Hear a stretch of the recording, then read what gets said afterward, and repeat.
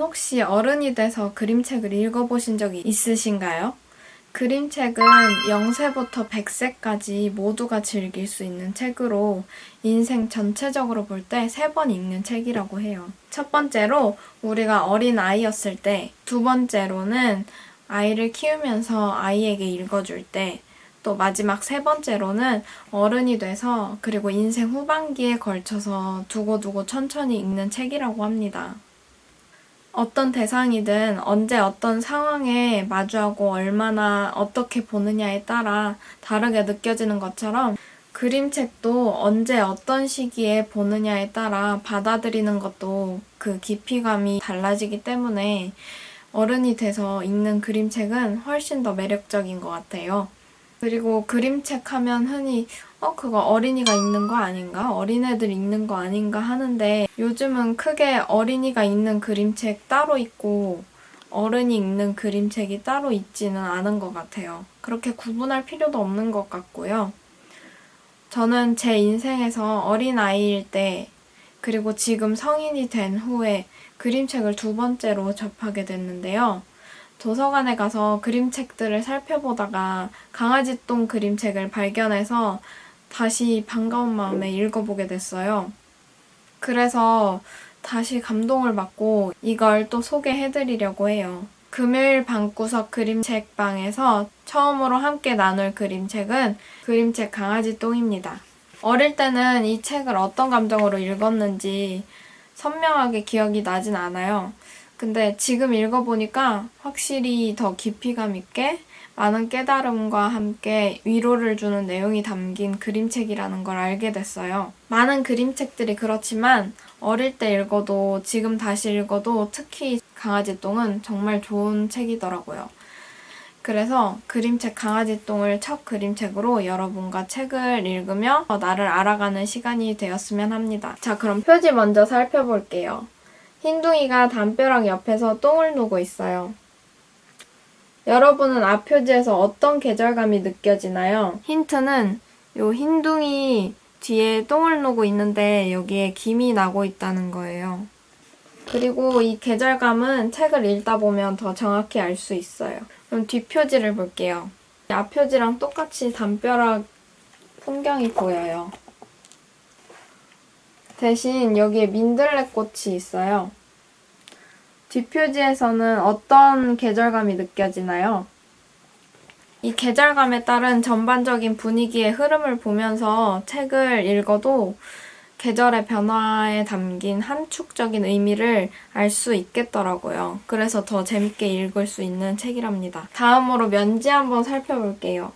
면지에는 검은색 바탕에 빨강, 노랑, 초록, 파랑빛이 영롱하게 보석처럼 빛나고 있어요. 면지에서 받는 느낌은 어떤가요? 저는 처음에 어둠 속에서 싹 트는 희망의 빛 같다는 생각이 들었어요. 책을 읽다 보면 어떤 것을 표현한 그림인지 알 수 있어요. 요거 잠시 후에 살펴볼게요. 존재의 가치와 존중에 대해 생각해 볼 수 있는 그림책 강아지똥 지금 함께 읽어볼게요. 강아지똥. 도린의 흰둥이가 똥을 누었어요. 골목길 담 밑 구석 쪽이에요. 흰둥이는 조그만 강아지니까 강아지 똥이에요. 날아가던 참새 한 마리가 보더니 강아지 똥 곁에 내려앉아 콕콕 쪼면서 똥! 똥! 에그 더러워 하면서 날아가 버렸어요. 뭐야, 내가 똥이라고? 더럽다고? 강아지 똥은 화도 나고 서러워서 눈물이 나왔어요.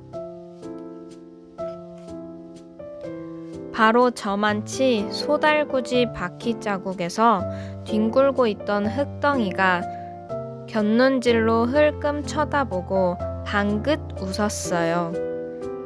뭐 때문에 웃니 넌? 강아지 똥이 화가 나서 대들듯이 물었어요. 똥을 똥이라 않고 그럼 뭐라 부르니? 넌 똥 중에서도 가장 더러운 개똥이야. 강아지똥은 그만 으앙 울음을 터뜨려 버렸어요. 한참이 지났어요. 강아지똥아, 내가 잘못했어. 그만 울지 마.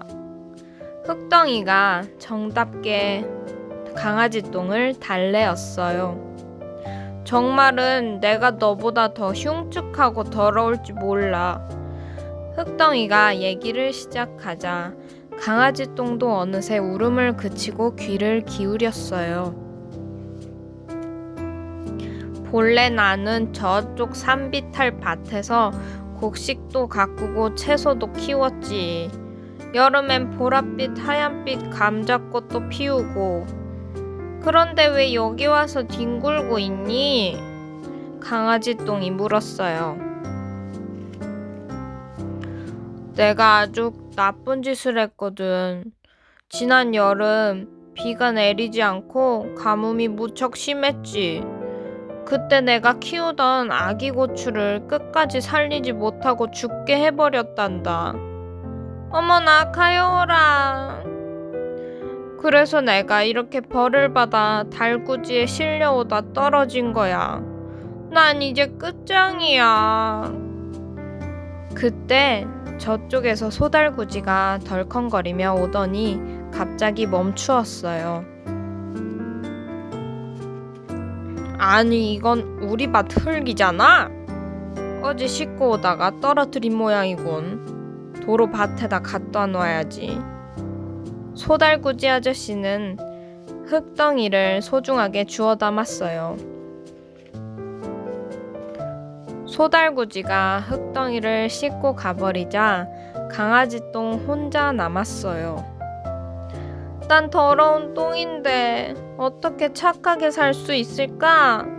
아무짝에도 쓸 수 없을 텐데. 강아지똥은 쓸쓸하게 혼자서 중얼거렸어요. 겨울이 가고 봄이 왔어요. 어미닭 한 마리가 병아리 12마리를 데리고 지나가다 강아지똥을 들여다봤어요. 앞만 봐도 먹을 건 아무것도 없어. 모두 찌꺼기뿐이야. 어미닭이 고개를 절레절레 흔들며 그냥 가버렸어요. 보슬보슬 봄비가 내렸어요. 강아지똥 앞에 파란 민들레 싹이 돋아났어요. 너는 뭐니? 강아지똥이 물었어요. 난 예쁜 꽃을 피우는 민들레야. 얼마만큼 예쁘니? 하늘의 별만큼 고우니? 그래, 방실방실 빛나. 어떻게 그렇게 예쁜 꽃을 피우니? 그건 하느님이 비를 내려주시고 따뜻한 햇볕을 쬐어주시기 때문이야. 그래, 그렇구나. 강아지똥은 민들레가 부러워 한숨이 나왔어요. 그런데 한 가지 꼭 필요한 게 있어. 민들레가 말하면서 강아지똥을 봤어요. 네가 거름이 돼줘야 한단다. 내가 거름이 되다니? 네 몸뚱이를 고스란히 녹여 내 몸속으로 들어와야 해. 그래야만 별처럼 고운 꽃이 핀단다. 어머나, 그러니? 정말 그러니? 강아지똥은 얼마나 기뻤던지 민들레 싹을 힘껏 껴안아 버렸어요. 비는 사흘 동안 내렸어요. 강아지똥은 온몸이 비에 맞아 자디잘게 부서졌어요. 부서진 채 땅속으로 스며들어 민들레 뿌리로 모여들었어요. 줄기를 타고 올라가 꽃봉오리를 맺었어요. 봄이 한창인 어느 날 민들레 싹은 한 송이 아름다운 꽃을 피웠어요. 향긋한 꽃냄새가 바람을 타고 퍼져나갔어요. 방긋방긋 웃는 꽃송이엔 귀여운 강아지똥의 눈물겨운 사랑이 가득 어려 있었어요. 어떠셨나요? 저는 강아지똥 책을 읽고 나니까 나와 타인을 넘어서 모든 대상의 존재 가치에 대해 좀 생각해보게 되더라고요. 그리고 몰입해서 읽다 보니까 뭔가를 하는 거에 있어서 자신감이 안 생길 때, 그리고 변화를 꿈꾸지만 주변 환경과 내가 처한 상황에 위축되어 나도 모르게 자꾸 탓과 핑계를 대고 합리화를 하기도 하면서 스스로에게 확신이 서지 않을 때, 그때 성장에 도움이 되는 그림책이 될 수 있겠더라고요. 그리고 그림책 강아지똥을 읽으면서 여러 번 생각해보니까 아침에 걷기 운동 겸 산책을 하거든요, 제가. 근데 산책할 때 저도 모르게 길가에 피어난 노란 민들레 꽃을 보고 강아지똥 이야기가 막 저절로 떠오르게 됐고요. 온 세상에 도움을 받아 활짝 피어난 예쁜 민들레를 한 번 더 돌아보면서 자연스럽게 내 주변의 모든 존재들을 더 자세히 보게 됐어요. 그러면서 저마다의 가치를 알게 되고 스스로와 주변에 더 관심을 기울이면서 감사한 마음을 가지게 됐어요. 강아지똥은 참새, 흑덩이 또 어미닭의 말을 듣고 자신을 더럽고 쓸데없는 존재라고 생각하면서 존재 가치에 대한 의미를 상실합니다. 이렇게 말하면서요. 난 더러운 똥인데 어떻게 착하게 살 수 있을까? 아무짝에도 쓸 수 없을 텐데.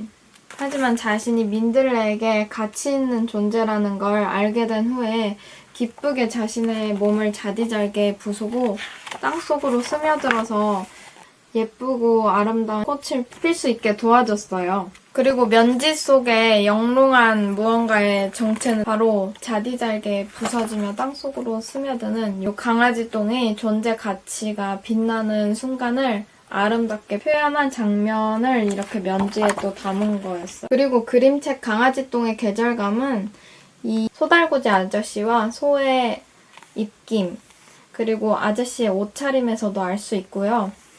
책 표지뿐만이 아니라 강아지똥이 혼자 남겨져 있을 때 흩날리는 눈발을 통해서도 계절감을 느낄 수가 있어요. 그리고 마지막에 돌담길에 핀 민들레를 통해서 봄이 왔음을 알 수 있는데 이렇게 계절감의 흐름을 통해서 책 내용 속 전체적인 분위기가 차가움에서 따뜻함으로 변화하는 모습도 간접적으로 표현한 것 같습니다.